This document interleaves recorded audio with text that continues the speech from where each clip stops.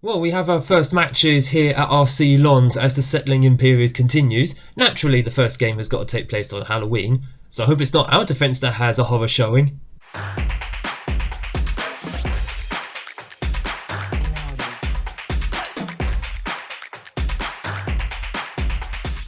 Hello and welcome back to Unemployed to Legend Club 3, Episode 2 with RC Lons of Ligue On. My name is Craig and come up in today's episode we have the first two matches with the squad away against fellow relegation threatened Toulouse and then at home against European chasing Nantes. So we're going to see both sides of this division and just what sort of competition we're actually up against. I've never managed in Ligue On before, so this is going to be a complete learning curve for me. Weirdly, the league table... Oh, right, I thought the league table just completely spazzed out. As you can see in the league table itself, we are currently sitting second bottom. No games have actually happened yet. Of course, they're happening today. We're only a few days removed from actually taking over the job, so all I've been trying to do is trying to find people to fill in the remainder of the staff slots. And that includes scouts, because our scouting is abysmal. Looking at it, actually, so is our goalkeeping. Coaching, which is a bit of a worry because I think we have a goalkeeping coach in here. We have one. Okay, so apparently he's half decent. I don't even know. Hang on, I need to actually have a look. Average at best. So that's something we're definitely going to be focusing on. But we are going to be seeing today where do we have some strengths and where are all the weaknesses, or at least some of them, so we can try and improve them in January. So I can go and spend this near £3.5 million. But of course I need to be shifting out some players, one of whom is hopefully going. That would be Adam Buxer. For all I know, he could be actually very good. He's not fast, but he could be very good for us. But we have had a bid of, I think, £1 million, not even £1 million technically, so £925,000. I've offered him that again for £1 million. But at the end of the day, I'm just trying to make as much money off some of these players as possible. Jeez, we're going to be taking a massive loss on him. He has scored goals for us. He's made one appearance. We might see him today. We might not. We'll see how the squad does. But for now, we are going to get into the first match away at Toulouse. And this is going to be the 11 that we are going to be sending out. Some of whom will be staying around. Others you might not actually get to see very often. So it's Pavlenka in goal because we barely have any options. Let's literally put on the screen here. It's Dundee United all over again. Not that great. I think it's an improvement on them, on Dundee United, but not great. So Pavlenka is in goal. What's it saying here? Nalis's recommended replacement. Who's Nalis? I'll figure that out later. A back four: Vegas, Medina, Danso and Ferreira. We already identified in the last episode that right back is a huge concern. If you haven't watched the last episode, I urge you to go back and watch it. We went through the squad, went through the different areas of the club and where we should be looking to focus on the most.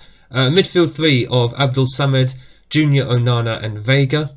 Another Vega. Well, you got Vegas at left back, Vega in defensive midfield. Fernandez on the left wing, Miguel Rodriguez right wing, and Openda is up front. Again, we'll get used to these players as they begin playing for us. The tactical familiarity is obviously dog. I wouldn't expect anything different. Let's just go and see. Is this squad good enough for mid-table, or are we going to have a problem in trying to avoid relegation? The first League On match I'll ever take charge of in Football Manager. This includes all the Football Managers that I've played over the years, by the way. As we see, the RC Lons team that's going out, the recent form is awful to look at. 4 defeats in the last 5. Easy to see what cost the last manager his job. Although I think that was like maybe a month ago. And there you can see it. Toulouse are literally right above us in 16th.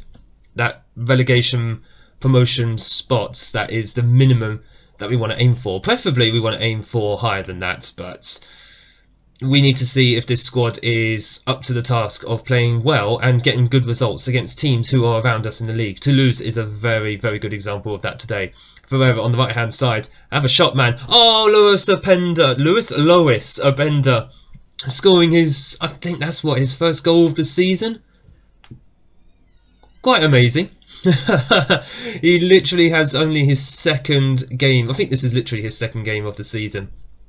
And he has just opened the scoring After just not even 2 minutes on the clock. Beautiful, excellent start. That's exactly how I wanted to start my first stint here in France.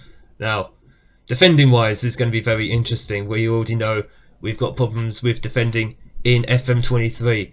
I'm hoping maybe we can sort them out at Lens here. Right back pending, depending on how centre backs are looking. I mean, Medina and Danso are not the slowest defenders that I've ever had. All you have to do is just look at some of the defenders that I had at Dundee United. Although that was my fault, I did bring a lot of them in, if not all of them, minus Dara O'Connor. Actually, speaking of Dundee United, I should probably scout them to see if any of their players are good enough to make the jump over. Particularly, I think Sam Curtis, unless they've sold him already, because I know he is on a release clause of £2.7 million, which we can afford, but that would be most of our budget, which would be a bit of a problem. But if we can bring in a right back of sufficient quality, although saying that, João Ferreira having a very good game, 7.9 he's sitting on at the moment, which is very pleasing to see. If he's a right back that we can use for the rest of the season, then that's absolutely fine, but I think we are going to need at least one replacement there. Goalkeeper we're going to need more personnel in central midfield if we're going to play in midfield 3. On top of that as well, we need to see, do we have a proven goal scorer here? Is Openda going to be someone who's going to reliably score goals for us? If he is, absolutely fine. We found our new Johnny Kenny. But if we do need to bring in someone of the calibre of Johnny Kenny, probably not Johnny Kenny himself, and I'm saying his name a lot, but he's worth about, oh, that was a sizzling effort by Onana. But he's worth about £15 million, and I don't think Dundee United are going to let him go very easily, because he doesn't have a release clause. Oh, I think that was an own goal as well. It was chaos in the penalty area there. Medina did get the final touch, I think, or was that Franjic who got the final touch? It's been disallowed. I feel like that was an own goal. It was an own goal. Could we not see a replay of that? That was an own goal, so surely that should have stood. Oh, never mind. Amin Adli or Adam Buxa.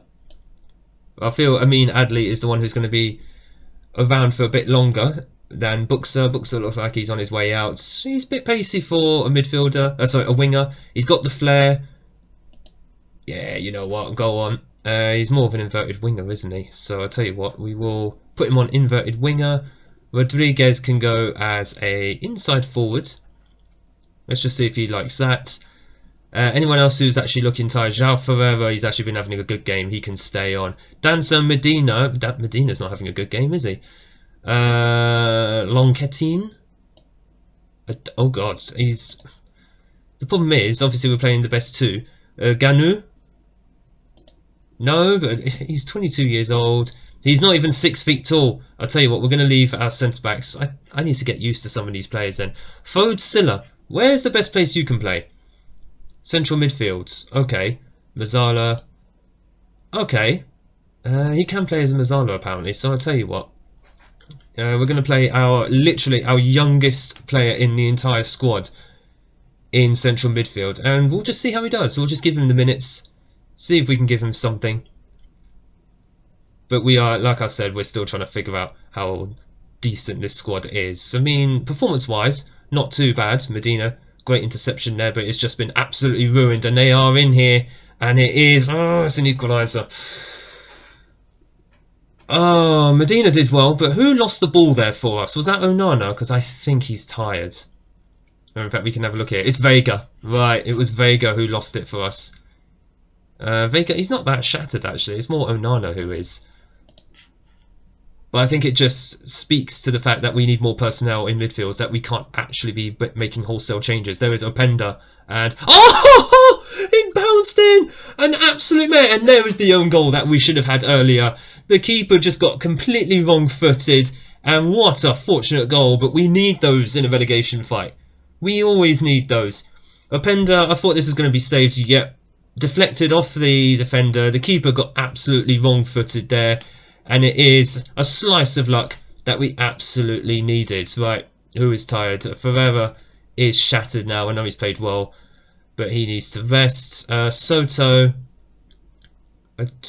What is this guy even good at? Box to box, apparently he's good at. Alright, cool, that's fine. We'll play him there.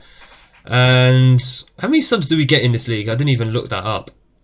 Girotti, you know what, we'll leave Openda on. He's been an excellent player for us today, as has Ferreira.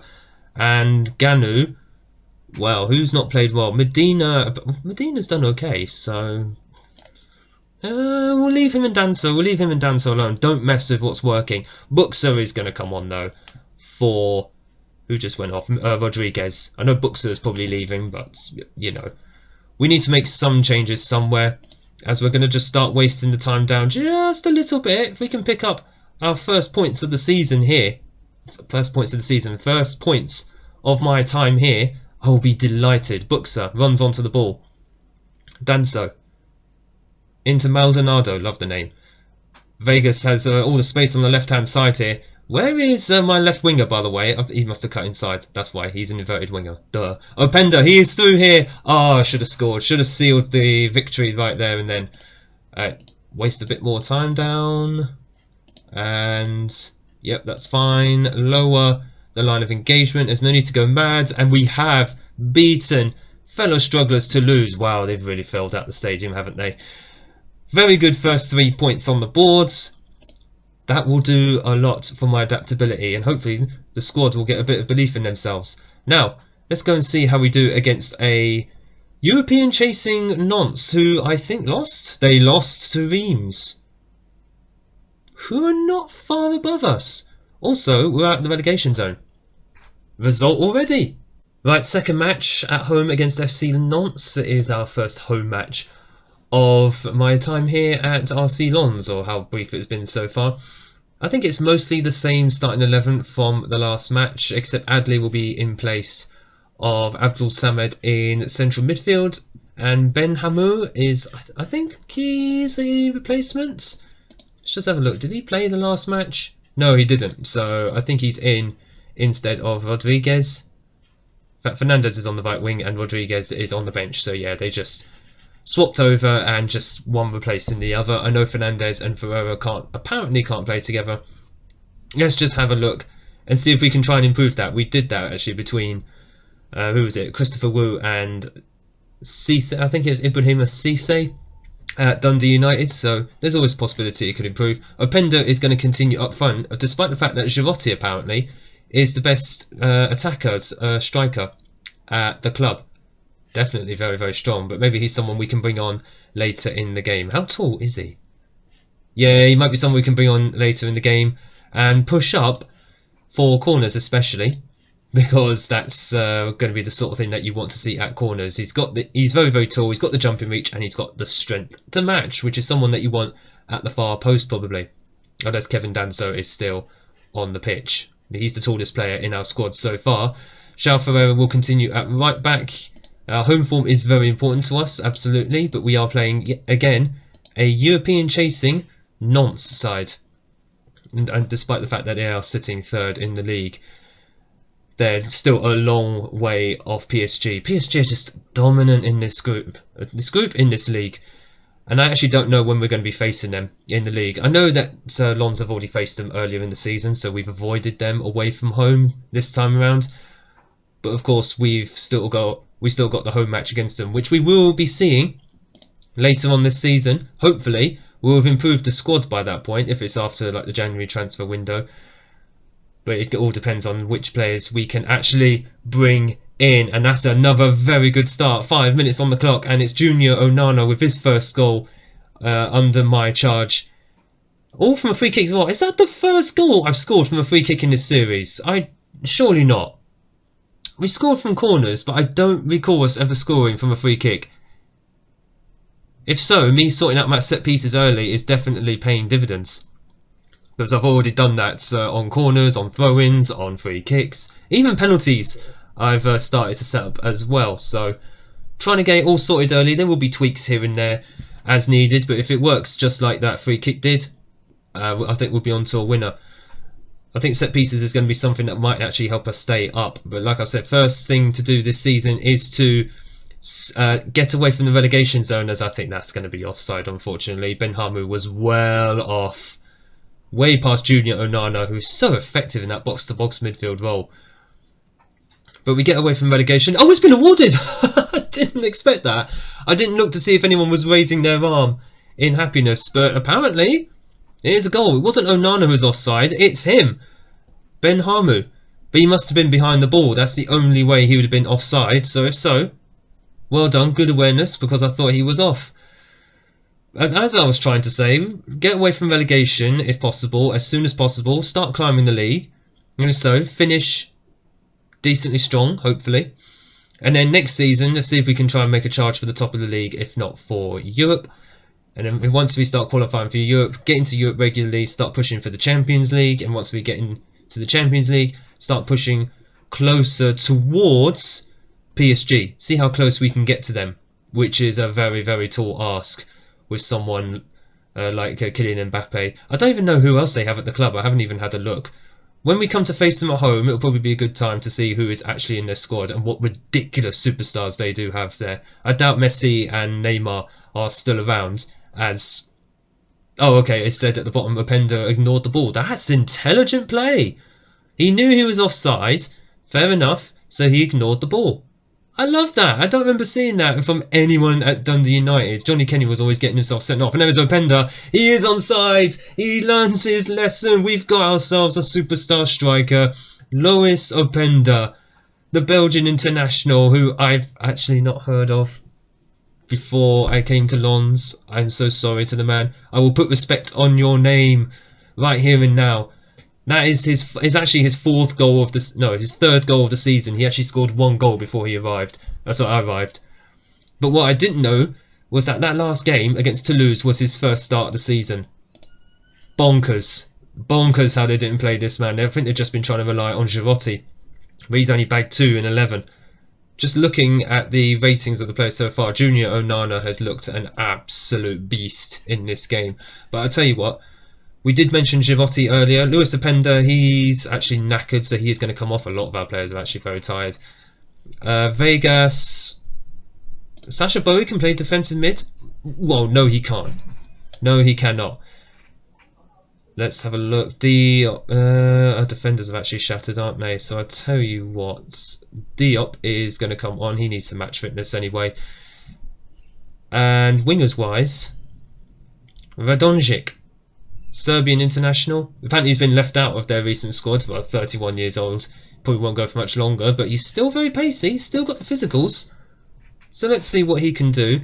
Adley is going to go off for Abdul Samed, who we saw in the last match.